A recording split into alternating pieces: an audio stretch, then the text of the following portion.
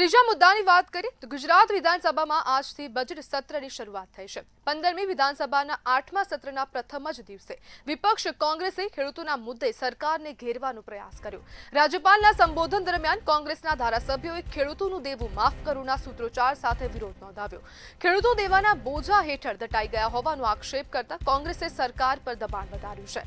બીજી તરફ ભાજપના ધારાસભ્યોએ પાટલીઓ ખખડાવી વિરોધનો જવાબ આપ્યો। થોડા સમય માટે ગૃહમાં તણાવપૂર્ણ સ્થિતિ જોવા મળી। ખેડૂતોના દેવા મુદ્દે હવે સત્ર દરમિયાન ગરમાગરમ ચર્ચા થવાની શક્યતા પણ હવે વ્યક્ત કરાઈ રહી છે, કારણ કે હવે રાજ્યનો ખેડૂત હાલ ખૂબ ચિંતામાં છે, ખૂબ દુઃખ નીચે દટાયેલો છે, કારણ કે જે વરસાદ પડ્યો છે, કમોસમી વરસાદ, તેના કારણે ખેડૂતોનો સંપૂર્ણ પાક નષ્ટ થઈ ગયો છે। સરકાર દ્વારા જે સહાય આપવામાં આવી હતી તેમાં પણ આક્ષેપો કરાઈ રહ્યા છે કે સરકારે જે સહાય આપી તે અમુક ખેડૂતો સુધી હાલની તારીખમાં પણ નથી પહોંચી। ખેડૂતો હવે આ સહાયથી પણ વંચિત છે, જેના કારણે ખેડૂતોની જે આર્થિક સ્થિતિ છે તે ખૂબ હવે ખરાબ થતી જઈ રહી છે અને તેના જ કારણે હવે સરકારે તેમનું દેવું માફ કરવું જોઈએ તેવા પણ અનેક પ્રકારનું હવે માંગો કરાઈ રહી છે અને હવે ફરીથી કોંગ્રેસ દ્વારા આ મુદ્દો ઉઠાવવામાં આવ્યો છે। કોંગ્રેસ હવે ખેડૂતોના મુદ્દે હવે સરકારની સમક્ષ પડી ગઈ છે અને વારંવાર ખેડૂતોના મુદ્દા સરકાર સુધી પહોંચાડવામાં હવે સક્ષમ રહી છે, કારણ કે હવે અનેક આવી ઘટનાઓ બની રહી છે, કારણ કે ખેડૂતો પણ હવે ખૂબ ચિંતામાં મુકાઈ ગયા છે અને ખેડૂતોની જે સ્થિતિ છે, આર્થિક સ્થિતિ, તે હાલ ખૂબ ખરાબ છે, કારણ કે જે વરસાદ પડી રહ્યો છે, જે કમોસમી વરસાદ વારંવાર ગુજરાત પર આવી રહ્યો છે અને તેના કારણે ખેડૂતોને ખૂબ નુકસાન થઈ રહ્યું છે। ખેડૂતોએ જે પાક વાવ્યો છે તે પાક સંપૂર્ણપણે નષ્ટ જઈ રહ્યો છે, અથવા તો જે પાક છે તે માત્ર જે 40-50% જેટલો જ પાક આવી રહ્યો છે, તેમાંથી ખેડૂતોનો જે ખર્ચો છે, વાવેતરનો ખર્ચો, તે પણ નીકળી નથી શકતો। તેના કારણે હવે ખેડૂતો લોન લેવા પણ મજબૂર બન્યા છે અને તેના જ કારણે ખેડૂતો હાલ ખૂબ ચિંતામાં મુકાઈ ગયા છે અને આ જ મુદ્દે ચર્ચા કરવા માટે આપણી સાથે કોંગ્રેસના નેતા અર્થ અમીન જોડાઈ ગયા છે। અર્થભાઈ, ખેડૂતોના દેવા માફ કરવાની હવે માંગ કરાઈ રહી છે, શું કહેશો? ચોક્કસથી બેન, જો કોંગ્રેસની સરકાર 2010ની અંદર ભારતના ખેડૂતોનું 78,000 કરોડ કરતા વધુ પણ દેવું જો માફ કરી શકતી હોય તો આ દેશની અંદર છેલ્લા 10 વર્ષથી રાજ કરતી ભારતીય જનતા પાર્ટી અને ગુજરાતમાં છેલ્લા 30 વર્ષથી જેનું શાસન છે એવી ડબલ એન્જિનની સરકાર પોતાને ગણાવતી કેમ ખેડૂતોને આજે હિતની વાત નથી કરતી? 10,000 કરોડનું પેકેજ જાહેર ગુજરાતમાં કરી દેશે, પણ એ 10,000 કરોડના પેકેજની વાત પણ પાયા વિહોણી નીકળી જ્યારે અતિવૃષ્ટિની વાત હતી। અમે ખેડૂતના ખેતરે ફર્યા છીએ બેન। ખેડૂતને 1 વીઘાની અંદર ખેતી કરવા માટે, આ ડાંગર વાવવા માટે 28,000 કરતા વધુ રૂપિયાનો ખર્ચ થાય, ત્યારે તેની સામે 2-3 હજાર રૂપિયાની સહાય, અને એ સહાય પણ ક્યાંક ખેડૂતોને નથી મળતી। તો આ દેશનો ખેડૂત વારંવાર આવા અતિવૃષ્ટિના કારણે કે બીજી ત્રીજી આડકતરી રીતે દેવાના બોજની અંદર દબાઈ ગયો। આ દેશની અંદર ઉદ્યોગપતિઓનું તોતું દેવું જો ભારતીય જનતા પાર્ટીની સરકારમાં માફ થઈ શકતું હોય તો આ દેશના ખેડૂતોએ શું એવો તો ગુનો કર્યો? આ દેશના ખેડૂતો એવા તો શું પાપ કર્યા છે કે ભારતીય જનતા પાર્ટીની સરકાર જ્યારે ખેડૂતોની વાત આવે ત્યારે આગળ કરી દે છે? અર્થભાઈ, શું સરકાર જે વિપક્ષ છે તેનું સાંભળશે? ચોક્કસથી સાંભળવું પડશે। આ દેશની જનતાનો અવાજ આજે વિપક્ષ છે। આ દેશના જે પ્રશ્નો ઉઠાવવા માટે આજે વિપક્ષ આટલું મજબૂત, આટલું સક્ષમ છે। આજે જ્યારે અમારા સન્માનીય અધ્યક્ષ અમિતભાઈ ચાવડા તેમણે જન આક્રોશ યાત્રા કરી, જન આક્રોશ યાત્રાની અંદર વધારેમાં વધારે ખેડૂતોએ પોતાનો અવાજ ઉઠાવ્યો છે। હું બીજી એક મહત્વની વાત કહું, ખેડૂતોનું દેવું માફ કરો એ તો સૌથી મોટું પ્રબળ અમારું સૂત્ર છે અને અમારી માંગ છે, ગુજરાતના ખેડૂતોની પણ માંગ છે, પણ 60-40નો જે કાયદો, આજે અમદાવાદની જો હું વાત કરું તો 40% જમીન જે ખેડૂતો જોડેથી લેવામાં આવે છે ડેવલપમેન્ટના નામે, આજે તમે જો એ જમીનો ક્યાંક એએમસી વેચીને પોતાની ગુજરાન ચલાવે છે। એએમસી એ જમીનો વેચીને પોતાને પ્લસમાં રાખવી પડે, તો આ 40% બી કપાત જે ખેડૂતો જોડેથી લેવામાં આવે છે એ બી કેમ?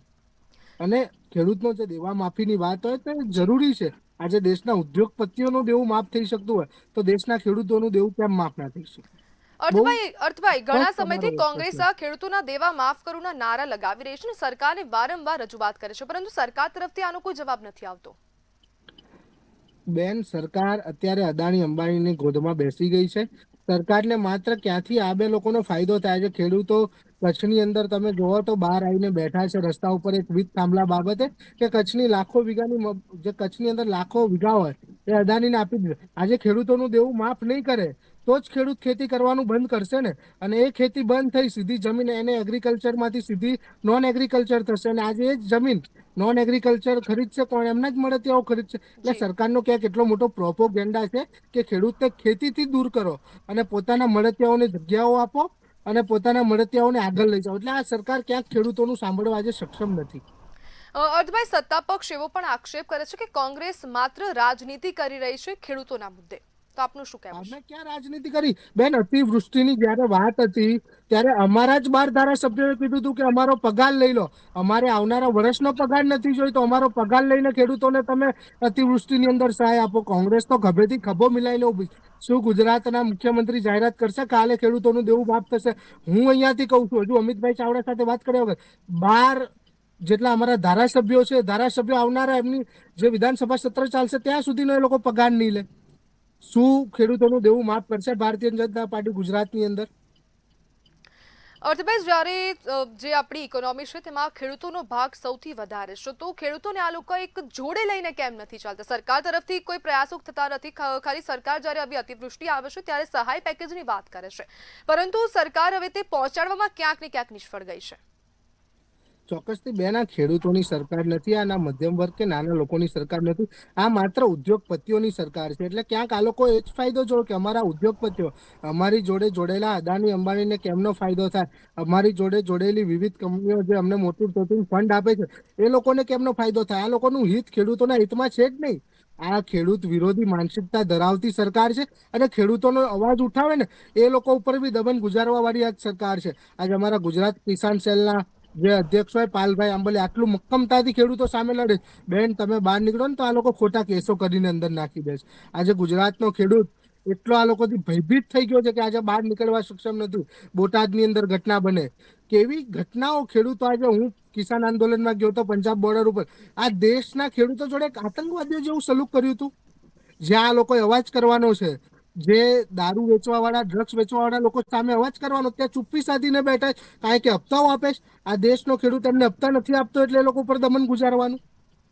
અર્થભાઈ, શું સત્તા પર બેઠેલો પક્ષ વિપક્ષને ગણતો નથી, ગાંઠતો નથી? બેન, જો એવી વાત હશે તો એ લોકોને અમારે ખબર બી પાડવી પડશે કે વિપક્ષ શું છે. આજે ગાંધીનગરની અંદર જન આક્રોશ યાત્રા હતી. ગુજરાતમાં ઠેર ઠેર લોકો જન આક્રોશ યાત્રાની અંદર જોડાયેલા હતા અને આવનારા દિવસોની અંદર વિધાનસભા ઘેરાવ સુધી વિપક્ષ કરશે.